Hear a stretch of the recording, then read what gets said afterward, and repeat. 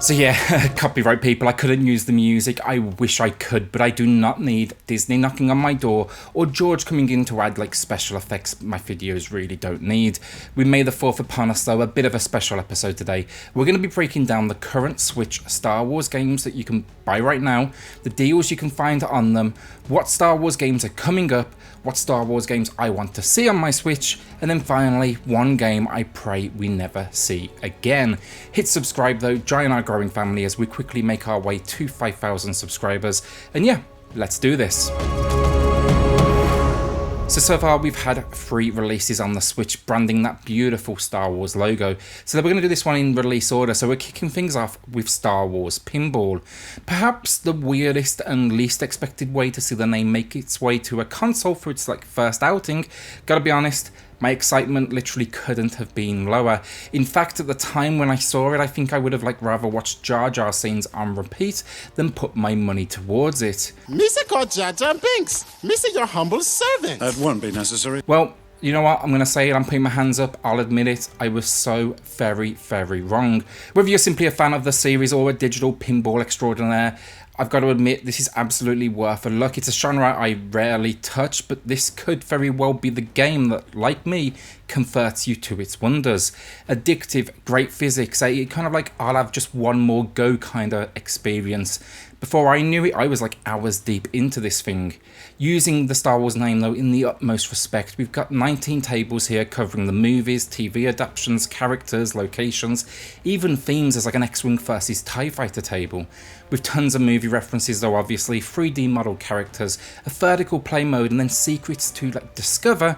Any fan of Star Wars or pinball, you should seriously consider adding this one to your collection. You can pick this one up right now physically cheap or jump on the eShop for a decent little 30% off. And even if you do end up paying full price if you're watching this video after the sale, you're not going to be disappointed, I promise you.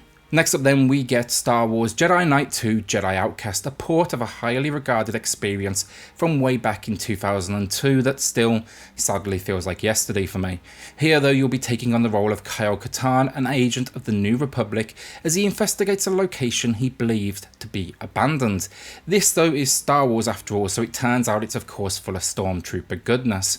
Starting out as a first-person shooter, you'll quickly inherit a huge amount of weapons, a lightsaber, and of course, force powers. Expect here to be taking down enemies with ease like that one time Anakin visited the younglings of the Academy. I killed them all. It's a bare bones port, I'll put that out there now, I'm just being honest. It's got a resolution bump and then they've removed multiplayer entirely. But thankfully I will give them this, they reflect that in the asking price. It's not perfect, but it's definitely a small part of Star Wars video game history, and these are some of the best lightsaber controls you will ever get your hands on. It's well worth a visit honestly, and with 25% off right now it's even sweeter.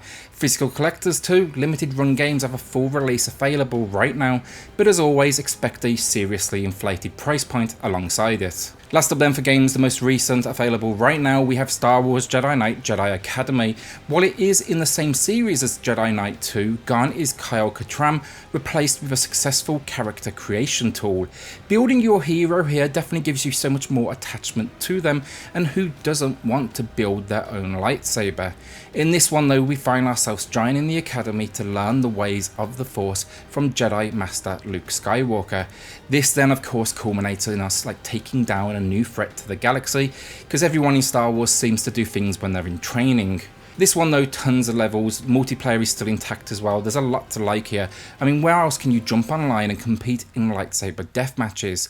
That should honestly be the tagline for this game. It's dated, sure it came out in 2003, but it doesn't dampen the experience. When it released though, it was at the top end of the scale for Star Wars games. It's a fun little time capsule to revisit. Also again, sale wise right now, a slightly less generous but still nice 15% off, or again head to limited run games for that physical goodness. So next up then, games coming soon, and right now we have 2 in the works. First up we get Star Wars Episode 1 Racer, and this is a small piece of my childhood, and in my opinion pretty much a masterpiece where it takes one of the few good scenes from Episode 1 and turned it into a simple but genius idea. This one, it's basically giving you the chance to compete in pod races. I was addicted to this one on my N64 growing up personally, and it brings together 25 pods and racers to compete across 25 tracks over 8 different worlds. It's fast fast-paced, it still holds up visually to date, and my guess, with the remaster dropping on PC like a couple of years back now, that's the footage I'm actually showing you on screen, I think this is what we can expect. This game though is better than the movie it is based upon, and it's dropping on May 12th. I will be honest though, there's kind of a small part of me hoping whoever the marketing team is, they're not quite dumb enough to recognise May the 4th is like a week earlier, and maybe they could do a surprise drop tomorrow, today, or well, whenever you're watching this. The only other Star Wars game I can find then, LEGO Star Wars The Skywalker Saga. Completely new LEGO entry, and this one's covering all 9 Star Wars movies. To me, the Star Wars name very much made the LEGO series what it is today, so I'm excited to see them revisit the series again. After all, I gotta say, that first LEGO game now makes me feel old, but it was 15 years ago, that's a long time. All we can expect here, honestly, is more of the same though. Let's face it, LEGO, they're not exactly famous for their creativity, weirdly, when it comes to their games, but who can blame them when sales numbers are clearly through the roof? All I'm hoping for here is some top quality humour in the cutscenes, a decent treatment of the movies, which they normally seem to nail, maybe a nod here or there to the original experience, and then more characters than I can personally count. This one, it's penned to drop sometime in 2020, I can't find a specific date.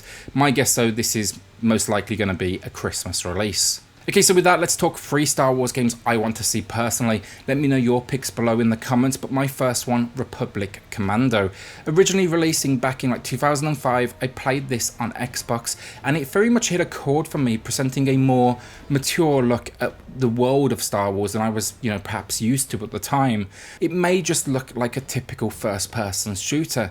Dig in though, and it actually reveals a tactical element that just elevated it, where you could control the squad of clones around you.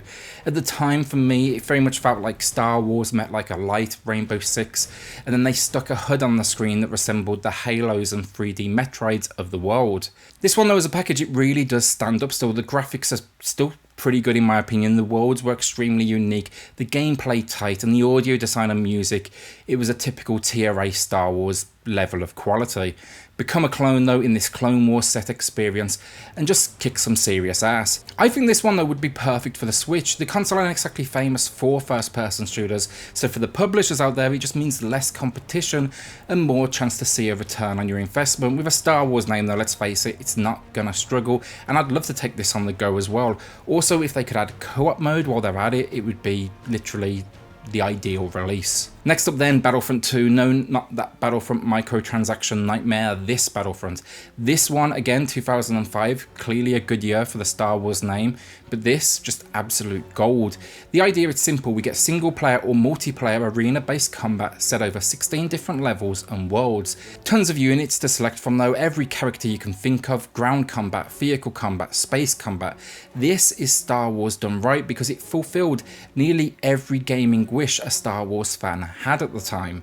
To this day, no action-orientated experience has been able to tackle this one for the crown, which says how truly unique it was, considering, yeah, it's 15 years later now. I do wish that wasn't the case, but it's kind of a sad truth. And before you say it, the dice made crap, can't even touch this thing. Last up then, I'm curious to see if anyone disagrees, and this is super obvious, but Knights of the Old Republic, a masterpiece of an RPG, a game I have revisited just countless times over the years, and one I played first time around. It's just an experience in the Star Wars universe unlike any other. Without this game, I doubt we would have got games like, Mass Effect that they went on to make years later. This was just peak BioWare, and a big contrast to what they've become now, pumping out games like Anthem.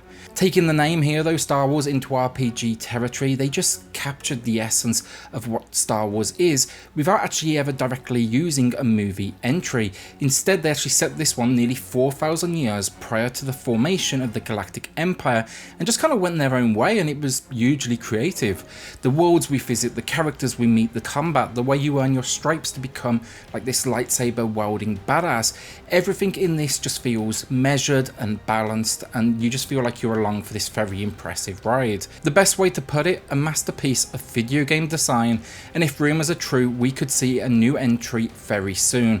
For me, I'd honestly just be happy with a Switch port of this original where it all began, a game that literally changed my personal understanding of what video games could just offer. A resolution bump, and you can consider me a day one buyer of this. Star Wars games, they never felt this Star Wars before, if that makes sense. So last up then, a game no one wants to see again, and that's got to be Connect Star Wars, or in particular, the weird Just Dance infused section. What a fucking disaster. I'm sorry, but whatever dickhead sat in a room and thought this might be a good idea should have been fired immediately.